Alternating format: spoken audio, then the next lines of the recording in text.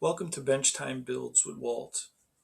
In this video, I'm going to update everyone on the Deserter build, taking the 1984 Deserter GMC lifted 4x4 and modifying it to a lowered stance 1985 Chevy Silverado. Let me show you guys what I've put together so far. So let's take a look at this first set of three photos. Here you see, if you're familiar with the Deserter kit, on the bed on the left and right hand side, you have representation for dual gas tanks, as well as some additional panel lines that I'm not really sure what they're supposed to represent. I don't know if they're going with the Fall Guy look in regards to them trying to appear like those storage compartments. But we did a total delete, sealing up all those panel lines on the passenger side and basically sealing up the additional panel lines, just leaving representation for a gas cap cover. Now, in regards to this body was a nightmare. Nothing was level. When you look to the main roof pillar and the rooftop compared to the door frame on top above the door window, that was totally level. I was deleting the rain guards, but the level was so far off that I had to do a lot of sanding just to make it look decent. I also did a delete on the door handles. Um, and then there was a lot of issues with panel lines around the rear window. The level of the rear window seal, the representation for that was really bad. Um, Along the top of the fender near the window and the area above the hood, there was some issues right in that panel line in that section where, again, I don't know if it was a problem. It has to be a problem with the mold itself. That all that had to be sanded to where it had a decent appearance. It's not perfect, but a decent appearance. And then I primed everything in gray just to make sure, as best as possible, I can see those body panel lines were all nice and smooth as best as possible. Still not perfect at the end, but in these photos you'll see what I'm talking about. So now, once I got to the point where I primed it gray, I was happy with the way the panel lines on the left and right side of the bed filled in. They seemed pretty cool. Um, but there was still some issues towards the roof where the top of the door meets the roof pillar on the back side. But at the end of the day, it is what it is. So I was like, okay, we're primed. Everything looks good. I went ahead and I pinned the bed to the main cab using styrene. Um, I was happy at this point before I made the next mistake. Um, so yeah, I'll let you look at the photos and I'll explain a little bit more here in a second.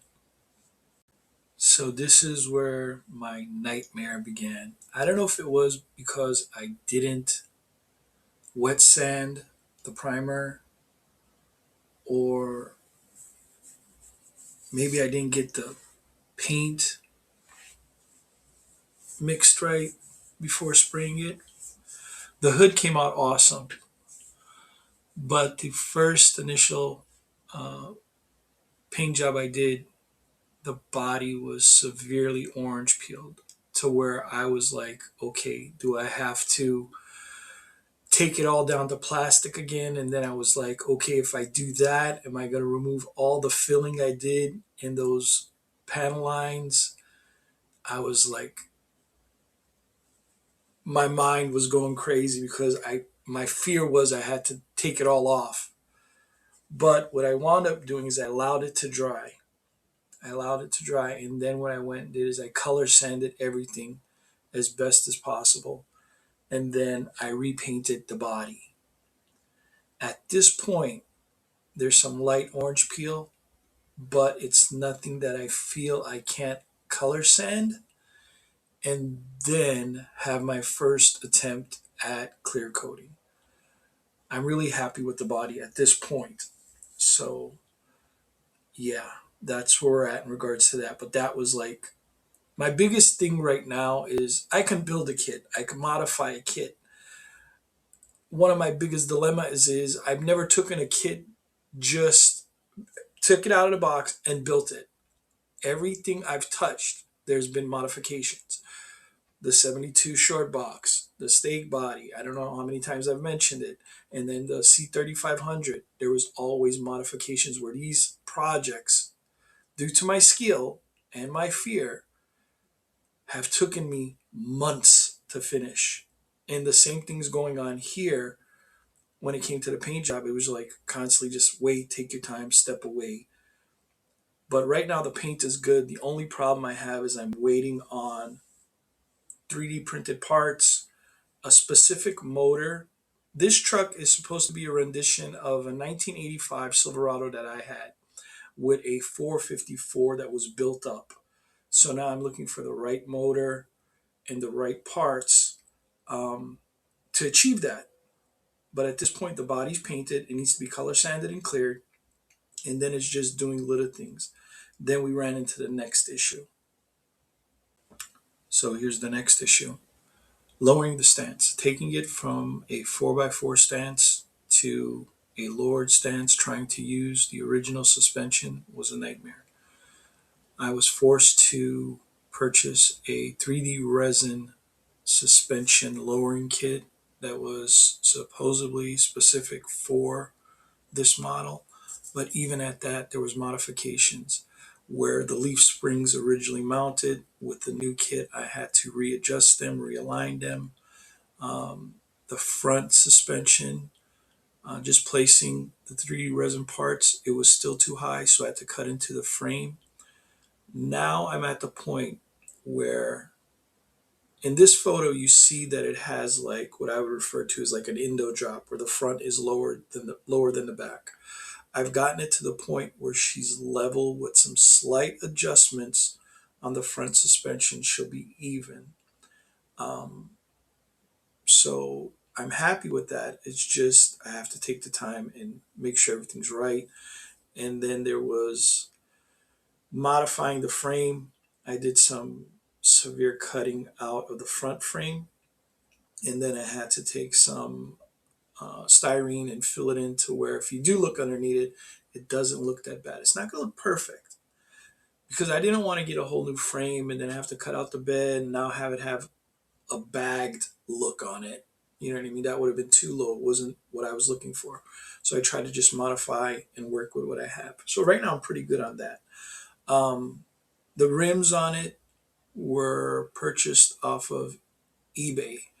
I forgot the seller's name, but they were Pegasus rims. They were originally gold because the rim I was looking for, I was looking for a center line, a specific style and model, but I couldn't find it.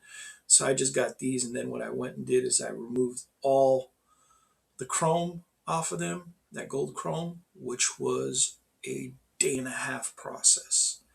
I put them in Clorox, cleaned them, pulled them out. There was still stuff on there.